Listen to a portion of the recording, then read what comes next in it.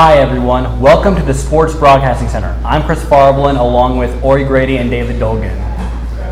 The New Orleans Saints are no longer without their number one receiver. Just this morning, Michael Thomas and the New Orleans Saints agreed on a 5-year, $100 million contract, making the highest paid wide receiver in the history of the National Football League.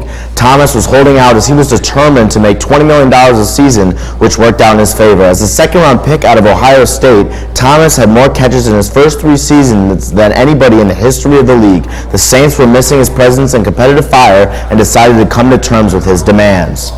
When you think of comeback stories, a few come to mind, like the Red Sox erasing a 3-0 deficit to the dreaded Yankees in 2004 ALDS. Boston went on to win the World Series that year for the first time since 1918. Or maybe the 1993 Buffalo Bills' incredible comeback in the AFC playoff game. The Bills trailed Houston 35-3 but somehow won 41-38. Now, comeback means the word Tiger Woods is back and perhaps has cemented his place as the greatest golfer who ever lived after he won the Masters on Sunday for his first major win in 11 years. Which started the day by trailing by 2. Here he is at the 7th from the fairway. 10 under par, uses the slope there and sticks it close for an easy birdie tap-in. Next hole. The 8th Tiger rolls it in from 12 feet. A little right to left breaker, right in the center of the cup. He's on a roll now. Now on the 9th, he's on the wrong side of the green and tries to lag it. Look at that ball go. Inches its way closer to the cup. And look at this, folks. Comes down that last slope, curls in, at least a 12-foot breaker, and almost drops in. What a putt, he'll tap that in for par. And now on 18 to make it official, and wins 1 stroke over Brooks Koepka for his first major in 11 years. Look at that Tiger roar. We've missed that for so long, but he is back, and there it is, better than ever. This is a moment we will definitely never forget. And as he walks off, he embraces his son Charlie, which reminds us of his hug with his father after his first Masters win 22 years ago, folks. By now, we know the Super Bowl is generally New England versus someone. This year, it was the Rams, who entered Mercedes-Benz Stadium in Atlanta, feeling lucky to be there after a controversial non-pass interference call helped them advance out of the NFC Championship. All eyes were on the 2 quarterbacks, veteran Tom Brady at 41 and Jared Goff in just his 3rd year in the league. Brady and Pats coach Bill Belichick looking for their 6th Super Bowl title in 9 tries together. So here we are in Atlanta, Patriots going for their 6th Super Bowl, Rams going for their first in nearly 2 decades. Beautiful Mercedes-Benz Stadium, let's get to the action. Brady finds his favorite target, Julian Edelman, early. Edelman had a great offensive day, the most dominant offensive player on the field. One of the few offensive players that had a good day today. And let's cut to the first score of the day. Stephen Gostkowski missed a kick earlier, however, knocked this one from the right hash mark. 42 yards, and the Patriots on the board early in the 2nd. Let's see how the Rams would respond. Play action, Goff moving around here, escapes the pocket, but gets absolutely leveled by the Pats linebacker Kyle Van Noy. And credit to this Pats defense, Bill Belichick, Brian Flores, able to prepare them for one of the best offenses in football. Tom Brady finds a 7th round quarterback out of Kent State. Look at him, Julian Edelman putting the boosters on, juking out defenders, and the Pats get a much-needed offensive play early in the second half. Now Julian Edelman, Super Bowl MVP. And let's go to the punter for the brand, Johnny Hecker, with the longest punt in Super Bowl history. Didn't think we'd see a punt in the highlight reel, but here we are. Not touched. Rolls inside the 30 of a flip the field, and has a huge play for the Rams to keep him in this one. And Sam Shields there to put it down. Johnny Hecker threw a huge pass in the NFC Championship to give him on strict play, and here he is 2 weeks later with another huge play. Here, Jared Goff, pocket collapsing, threads the needle to Robert Woods inside the Pats 30. Huge completion. Goff reminding you of Brady there. Here, Greg the Leg Zuerlein, with the game-timer winner in the NFC Championship, knocks it in from 53 yards, and we are tied late in the 3rd. Greg the Leg.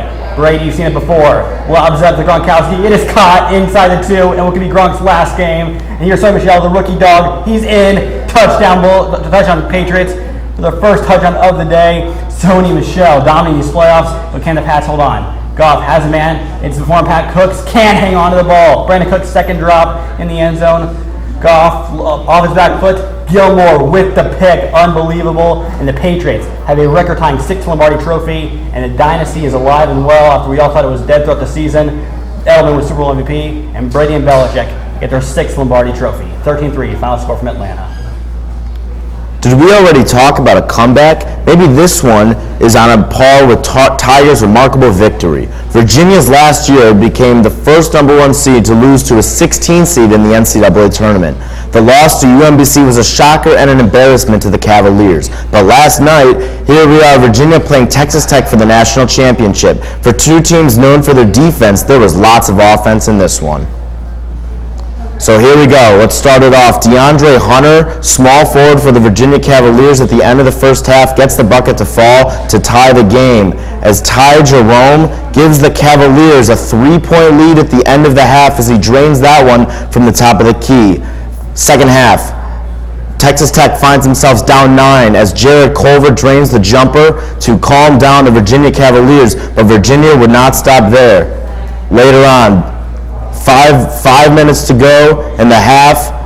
Rebound by DeAndre Hunter. He puts it back and the foul, and it looked like at the time Virginia would break away. Last chance for Texas Tech. Davide Moretti down by 4, drains the 3 with a minute and a half to go. Makes it a 1-point game at the end. It was a game of stars. Big 12 Player of the Year, Jared Culver gets the go-ahead bucket to fall. Texas Tech takes a 1-point lead with 35 seconds left. Speaking of game of stars, the biggest shot of the game came by the hands of DeAndre Hunter, who drains the 3 to tie the game. 68-68, ice in the veins of DeAndre Hunter.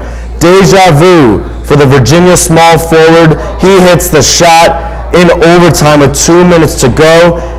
Down by 1. It was such a good shot. Let's see it again. DeAndre Hunter in the corner. Catches, puts up a 3. That's his shot. Virginia takes the lead, 75-73. Texas Tech needs a basket. Culver denied by Diakite with less than 2 minutes to go, and that was the last chance for Texas Tech as the Virginia Cavaliers mount their comeback season. After losing to a 16 seed, they come back, and it is complete. The 2019 champions, Virginia Cavaliers. Charlotte is a fitting home for the NBA All-Star Game, as North Carolina is the home state for Michael Jordan, considered by many to be the league's greatest all-time player. As always, the All-Star Game was a gathering, an event, and an offensive explosion for the game's most spectacular stars. Let's go to the action where Team LeBron in black was hosting Team Giannis in white. The second year of the new format of selecting your own players instead of East versus West. We get started off as Giannis gets it back and throws down the vicious one-hander. Later we have Larry on the break. Here's Kawhi, and he knocks it way outside for 3. Here's Griffin, back out, and throws it down with the one-arm slam. Later we have D'Lo. Mr. Nowitzki shows that he is still around by knocking down his long 3. Later we have Simmons on the move. He flies in for the big dunk. Later again, he gets the assist to Towns, who cocks it way back, throws it down.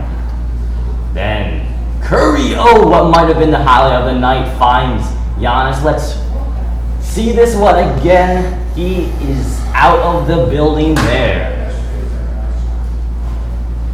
LeBron just runs through and dunks it.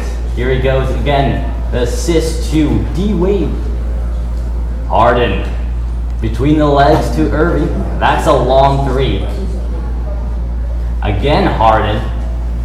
And that's from Kyrie to LeBron, the old dude that we were so used to seeing. And just as the game is closing, here's Harden with his signature step back. That's a 3 to put the icing on the cake. And Curry, why not? The reverse jam slow to show that he does have those offs.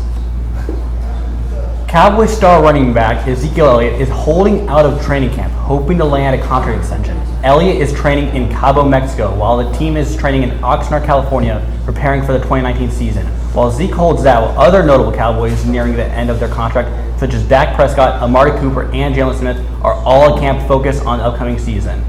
Elliott is a two-time league rushing champ and a two-time Pro Bowler. That's it for a busy day in sports. For Chris Farberlin and Ori Grady, I'm David Dolgan. Thanks for watching Sports Broadcasting Center, brought to you by SIKids.com.